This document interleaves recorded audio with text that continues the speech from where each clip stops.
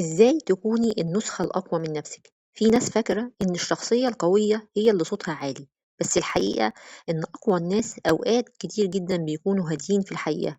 في الفيديو ده هنتكلم عن خطوات حقيقية تخلّيكِ نسخة أقوى من نفسِك من غير ما تبقي مثالية جدًا ومن غير أي ضغط.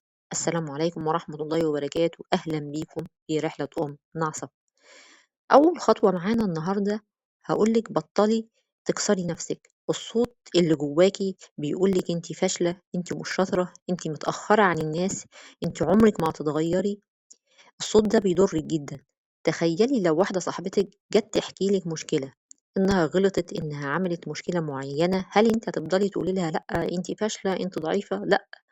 هتفضلي تقولي لها كلمات كتير كويسة عشان تقدري تقويها، عشان تشدي من أزرها تاني.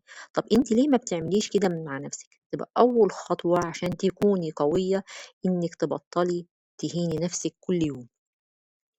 تاني حاجة عاوزة أفهّمِك معنى القوة.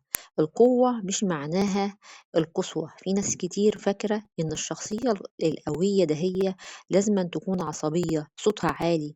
القوة هنا معناها إنِّك تعرفي تقولي لأ، إنِّك ما تسمحيش لحد يقلل منِّك، إنِّك ما تفضليش طول الوقت بتجري ورا رضا الناس. مش لازم كل الناس تحبِّك، ومش لازم كل الناس ترضى عن القرارات اللي أنتِ بتاخديها، تمام؟ كمان في حاجة عاوزة أقولها لِك، ودي تالت خطوة معانا النهارده، اهتمي بعقلِك. لو فضلتِ تسمعي كلام سلبي طول الوقت، طبيعي اللي أنتِ هتتعبي نفسيًا، عشان كده لازم تغذّي عقلِك بحاجات مفيدة، زي مثلًا كتاب، تسمعي podcast، تسمعي فيديو بتتعلمي منه معلومة جديدة. كل حاجة بتدخّليها لعقلِك بتبني شخصيتِك. كمان في حاجات خطوة كمان وهي الخطوة الرابعة معانا، هاقول لِك خلّي بالِك من جسمِك ومن نفسيتِك.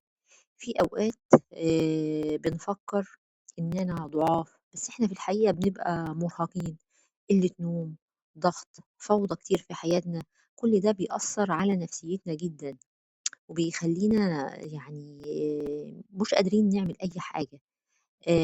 مش باقول لِك هنا قومي اعملي رياضة صعبة أو اعملي أي حاجة بتفرق في مزاجِك. حتى صدقيني شرب المَيّة بيفرق، ترتيب السرير بيفرق، أي حاجة بتعمليها بسيطة بتفرق معاكِ. عاوزة أقول لِك الخطوة الخامسة ودي آخر خطوة معانا، حاولي تختاري الناس اللي حواليكِ، في ناس كل كلامها إحباط، يعني ما بيشجعوكيش، كل حاجة بيحسسوكِ إنها مستحيل تحصل.